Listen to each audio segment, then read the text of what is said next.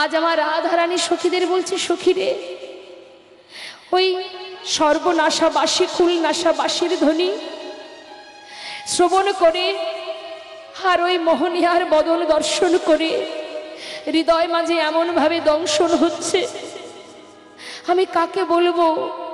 কোথায় গেলে জ্বালা থেকে নিবৃত হব? কোথায় তৃপ্তি পাবো, শান্তি পাবো? সখীরে জানিস ললিতা,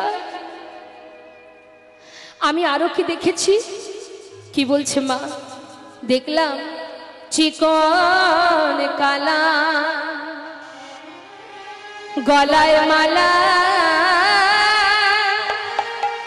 বাজলো নূপুর পায় সখীরে, বাজলো নূপুর পায়,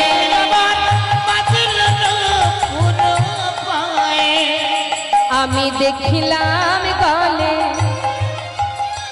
গলে মালা তুলিছে, আমি দেখলাম গলে মালা তুলিছে, দেখলাম গলে মালা তুলিছে, আমি গলে মালা তুলিছে, মালা না তোলাতে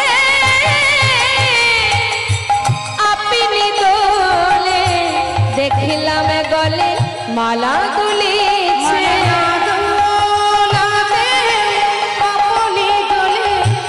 দেখলাম গলে মালা তুলিছে, পুরো পায় সখীরে, বাজলো পুরো পায় সখীরে, বাজলো পুরো পায়।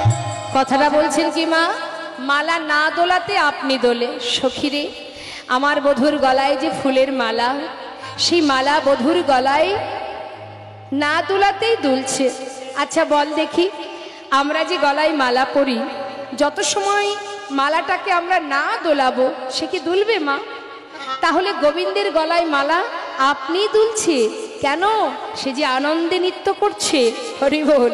শ্রীমতী রাধারানী বলছে, সখীরে সে কি একা দুলছে?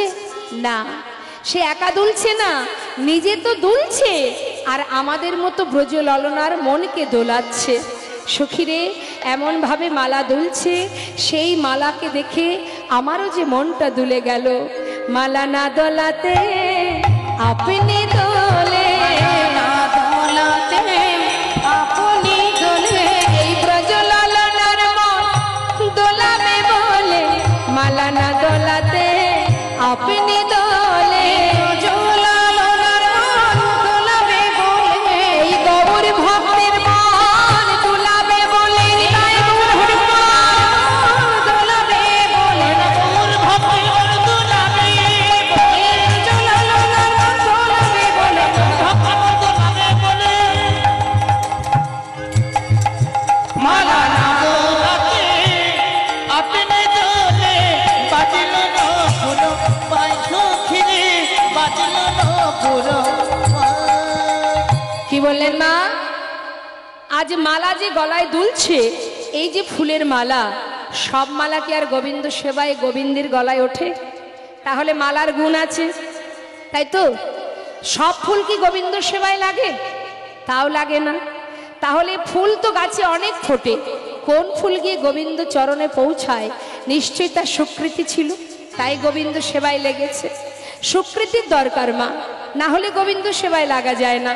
আর গোবিন্দের কণ্ঠে উঠেছে, এটা আমার আপনার কণ্ঠ নয়, ভগবানের কণ্ঠে। তাহলে গুণ, কণ্ঠেরও গুণ আছে, মালারও গুণ আছে, ফুলেরও গুণ আছে, তাই তো? তা বলছে সখী, সে তো আনন্দে দুলছে আর আমাদের মতো ব্রজললনা ব্রজগোপীদের মনকে দোলাচ্ছে। আর শুধু তাই নয়, দেখলাম চরণে যে নূপুর সে বাজছে। আর কি বলছে? নূপুর বলে আমি জিতলাম জিতাম, বলে আমি জিতলাম জিতলাম, আমি প্রাণী গোবিন্দে চরণ পেয়েছি। নূপুর বলে আমি জিতলাম জিতলাম,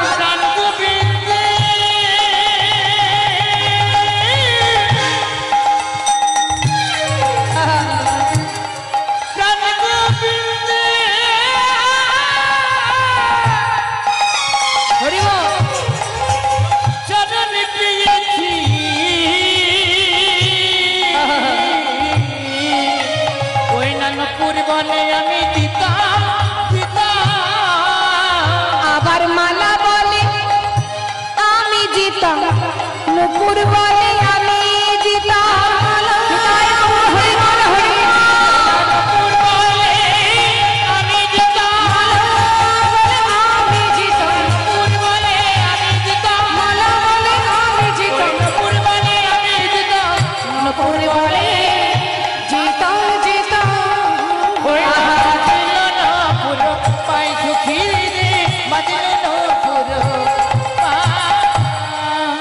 বলুন দেখি সমস্ত ভক্ত যারা আছেন, ফুলের মালা যে গলায় উঠে আছে সে বলছে আমি জয়ী কারণ গোবিন্দের কণ্ঠ পেয়েছি। নূপুর বলছে আমি জয়ী কারণ আমি গোবিন্দের চরণ পেয়েছি। তাহলে এদের দুজনের মধ্যে ঝগড়া চলছে, দ্বন্দ্ব। কে জয়ী তাহলে মা? নিতাই গৌর হরিবল হরিবল। নূপুর বলছে আমি জয়ী, যার চরণে পাবারে লাগে এই জগতের জীবী ঘর ছেড়ে পথে নেমে যায়, যার চরণ পাবার জন্য কত যোগী মুনি ঋষি যুগ যুগ ধরে সাধনা করে, যার চরণে পাবার লাগে ফুল তুলসী চরণে দিয়ে একবার কৃপা করো বলে জীব কাঁদে। সেই চরণ আমি পেয়েছি। রুনু ঝুনু বেজে উঠেছি। আমি জয়ী, আমি প্রাণ গোবিন্দের যুগল চরণের পরশ পেয়েছি। জগতে সেই তো জয়ী মা যে জন গোবিন্দের চরণ লাভ করেছে। শ্রীমতী রাধারানী বলছে জানিস সখী, নূপুরের সঙ্গে মালার দ্বন্দ্ব বেঁধে গেছে, কে জয়ী? শুধু তাই নয়, জানিস আমি আরো দেখেছি ওই জোড়ার ফুলে ভবনা বলে তেরো নয়নে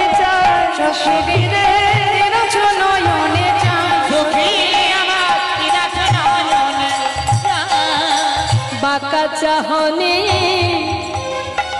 বাঁকা নয়নে, ওই বাঁকা চাহনে বাঁকা নয়নে। আচ্ছা মায়েরা বলুন, কেউ যদি বাবা সোজাসুজি কারোর দিকে তাকায় তাতে কিন্তু কেউ খারাপ কিছু মনে করবে না, বা তাতে কেউ বশ হবে না, হবে কি? কিন্তু কেউ যদি একটু বাঁকা করে তাকায়, মানে আর চোখে তাকায়, তো যে দেখবে সেই তো ভুলবে। আর চোখে যদি কেউ তাকায় কারোর দিকে, সে তো এমনি ভুলে যাবে মা। রাধারানী বলছে সখীরে, একে তো তার বাঁকা নয়ন, আবার চাহনিটাও বাঁকা। বল দেখি এই কুলবতী কত সময় ধৈর্য ধরে থাকবে? বাঁকা চাহনি বাঁকা নয়নে, বাঁকা চাহনি বাঁকা নয়নে, কুলবতী বধে ওই নয়ন বাঁধে, বাঁকা চাহনি বাঁকা নয়নে, কুলবতী নয়ন বাঁধে। হায় ললিতায় বিশাখা, হৃদয় হরি বল হরি কুলবতী নয়ন বাঁধে, ললিতায় বিশাখা, বাঁকা চাহনি বাঁকা নয়নে,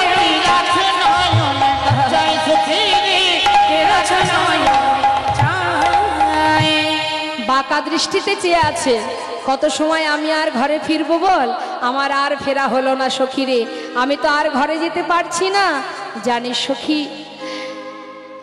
কি আর বলবো তোদের কাছে? ওরে কালিন্দির কুলে আমি কি পেখিনো সখী, ওই কালিন্দির কুলে আমি কি পেখিনো সখী, ওরে ছলিয়া না গরতা সখী রে,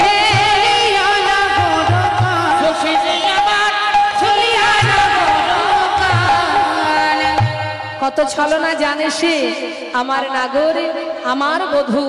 সেই মোহনিয়ার সেই ছলনায় আমি যে ভুলেছি সখী। আর আমি যমুনা থেকে ঘরে ফিরতে পারছি না রে, ঘর মজাইতে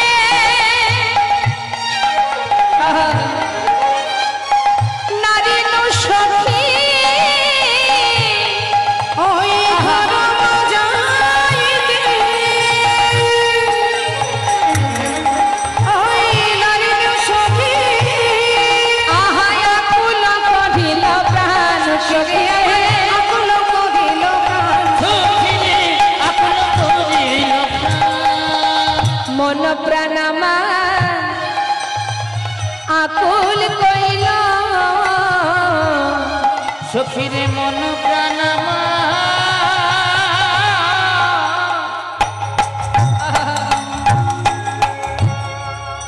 আমার আকুল কইল বল বল কেমন করে আমি বাজিব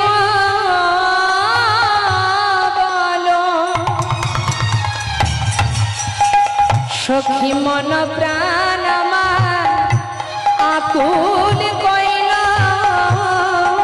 বল কেমন করে বাজব আমি আহা বেঁচে থাকা তাই হলো কেমন করে বাজব বলো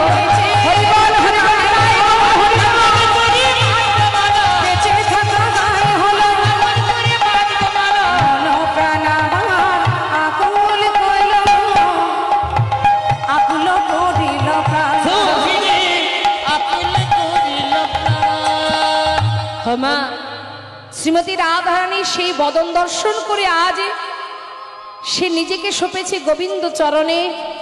সেই অপরূপ রূপ মাধুর্য দর্শন করে রাধারানী পাগলিনী হয়েছেন। কিন্তু মা সেই রূপের কথা শ্রবণ করে পাগল হয়েছে। মানে দেখুন, গোবিন্দ একদিন নিজেই নিজের রূপ দর্শন করে পাগল হয়েছিলেন। শুধু যে জগতে সবাই পাগল হয়েছে তা নয়, গোবিন্দ একদিন নিজেও নিজেকে দেখে পাগল হয়েছিলেন। মা কৃষ্ণের মাধুর্যের আশ্চর্য এক বল, কৃষ্ণ আদি জীবগণ করায় চঞ্চল। অর্থাৎ সেই রূপ দেখেছে যে সে তো ভুলেছে, গোবিন্দ নিজেও নিজের রূপ দেখে ভুলেছে। কিভাবে? একদিন বৃন্দাবনের ব্রজের পথে মানে অলিতে গলিতে যাচ্ছেন গোবিন্দ। মায়ের একটু মন দেবেন আমার দিকে, যে যাচ্ছে তাকে যেতে দিন, একটু সরে যাবেন, একটু যেতে দেবেন, সহযোগিতা করবেন। সবাই তো আর গোবিন্দ সেবায় লাগে না, লাগে? লাগে না। গোবিন্দ সেবায় লাগতে গেলে স্বীকৃতি দরকার হয়। আজ এখানে রাস আছে না? আছে তো। আমার পরে আমাদের বোন আসবে নয়না, সে আপনাদের আক্ষেপের কথা শোনাবে, অভিসারের কথা শোনাবে, তারপরে রাসে যেতে হবে। তা রাস পর্যন্ত এখানে যত ভক্ত আছে তার মধ্যে কতজন থাকবে সে কেউ জানে না, তাই তো?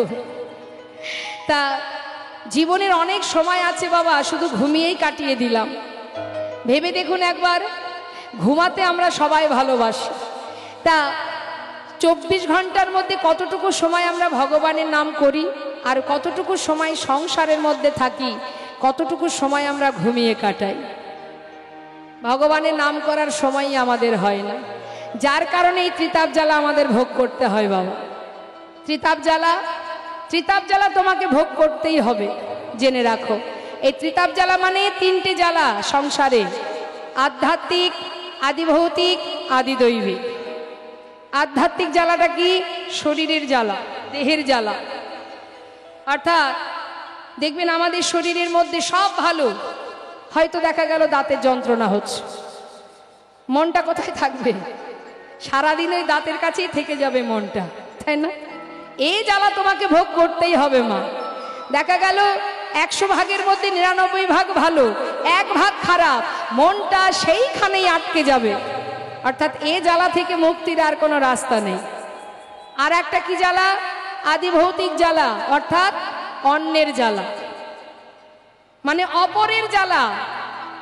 অকারণে যেন তেন প্রকারে অপরের জ্বালা তোমাকে ভোগ করতেই হবে। তুমি চাইছো না, কিন্তু অন্যের জ্বালা, অপরের জ্বালা তোমাকে জর্জরিত করবে। জর্জরিত করবে যেন তেন প্রকারে, তুমি না চাইলেও তোমার ঘাড়ে এসে পড়বে সেই জ্বালা। তাই এই অন্যের জ্বালা, অপরের জ্বালা, অন্য ব্যক্তির জ্বালা, এ জ্বালাও কিন্তু আদিভৌতিক জ্বালা, এ আমাদের এই সংসারে থাকবেই থাকবে। আর আদিদৈবিক জ্বালা, যেমন মনে করুন এই কিছুদিন আগে চলে গেল করোনা, আছে না, ঠান্ডা গরম ইত্যাদি, এগুলো হচ্ছে আদিদৈবিক জ্বালা। এই ত্রিতাপ জ্বালা এই সংসার জীবনে ভোগ করতে হবে। তা বৈষ্ণব মহাজন বললেন, এই ত্রিতাপ জ্বালা থেকে মুক্তি পাওয়ার একটাই রাস্তা, যেদিন তুমি নিজেকে জানতে পারবে। তোমার কাছে জ্বালা আসবে, যদি তুমি নাও তবেই আসবে, তুমি নিলে আসবে, তুমি নিও না, আসবে না। সরে যেতে হবে, নিজেকে বুঝতে হবে। গ্রহণ করলে কষ্ট, গ্রহণ না করলে কষ্ট নয়। তাই আজ দেখুন, আস্তে এক ভক্তের কথা একটু বলি মা। ষড়গোস্বামীর মধ্যে এক গোস্বামী, যার নাম রঘুনাথ দাস গোস্বামী, যিনি ভগবানের গুণকথা শ্রবণ করে ঘর থেকে সর্বস্ব, তার পিতা ছিলেন জমিদার, সমস্ত সুখ স্বাচ্ছন্দ্য ফেলে রেখে শিশুকাল থেকে মায়ের কোলে বসে ওই কৃষ্ণ কথা, তার রূপের কথা, তার গুণের কথা শুনতে শুনতে এক সময় সব কিছু ফেলে দিয়ে মহাপ্রভু করুণাময় গৌরহরির কৃপা লাভ করে বৃন্দাবনে গোবিন্দ চরণ লাভ করেছিলেন। তা আজ আমার গোবিন্দের অবস্থা কি মা? অলিগলির মধ্যে দিয়ে যেতে যেতে একটা মণিখচিত দেয়াল, একটা দেয়ালে সুন্দর মণিখচিত আছে, সেই দেয়ালে, মণিখচিত দেয়ালে নিজের রূপটা দেখতে পেয়েছে।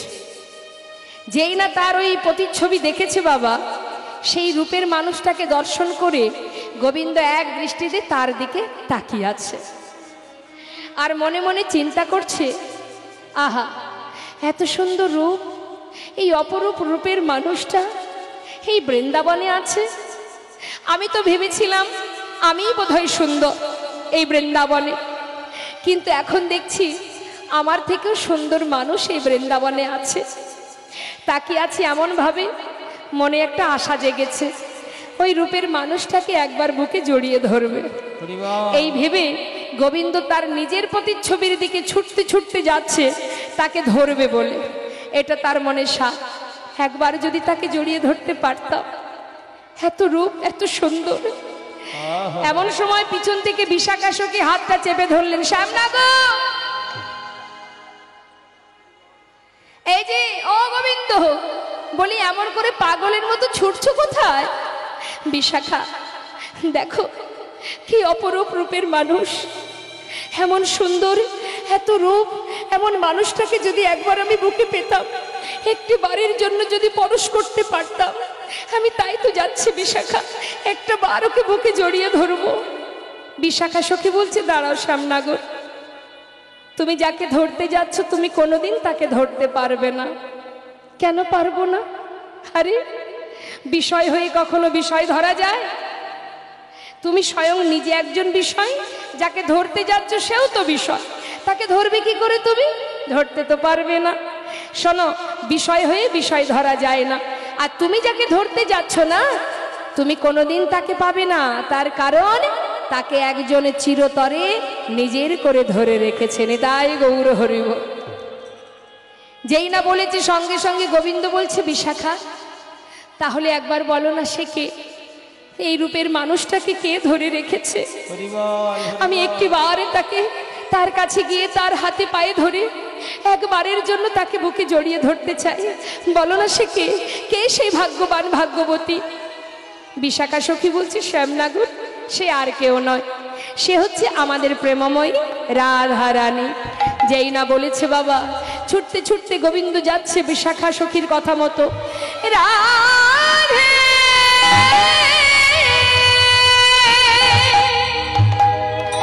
ও প্রেমময়ী রাধে, রাধে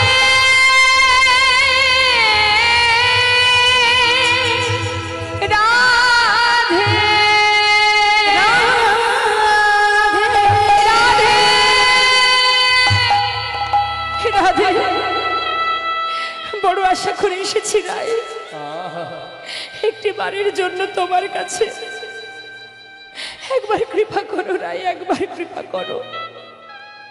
শ্রীমতী রাধারানী বলছে, বধূ তোমাকে আজ এত বিচলিত কেন লাগছে? কি হয়েছে তোমার? জানো রাধে, আজ না পথের ধারে এক মণিখচিত দেয়ালে আমি একটা রূপের মানুষ দর্শন করেছি। আমার মনে বড় স্বাদ, তাকে একবার আমার বুকে জড়িয়ে ধরবো। আমি যখন তার কাছে ছুটে যাচ্ছি, বিশাখা বলল, তুমি নাকি সেই মানুষটাকে ধরে রেখেছো চিরতরে। ওগো প্রেমময়ী রাধে, তোমার কাছে করজোড়ে মিনতি, তুমি যাকে সারা জীবনের জন্য ধরে রেখেছো, একটি বারের জন্য তাকে বাইরে নিয়ে এসো। আমি সেই মানুষটাকে একবার দেখতে চাই, একবার জড়িয়ে ধরতে চাই। শ্রীমতী রাধারানী বুঝতে পারলেন, বললেন, বধূ এ তুমি কি বলছো? তুমি সেই মানুষটাকে কি করে ধরবে? শোনো বধূ, বিষয় হয়ে বিষয় ধরা যায় না। ধরতে গেলে তোমাকে আশ্রয় করতে হবে। আগে আশ্রয় করো, তারপরে তো বিষয় পাবে। যেই না বলেছে আশ্রয় করো, গোবিন্দ বলে, রাধে তাই যদি হয়, তুমি তো আমার প্রেমের গুরু, আজ তোমার চরণে আশ্রয় নিলাম। দাও দাও চরণ ধুলি,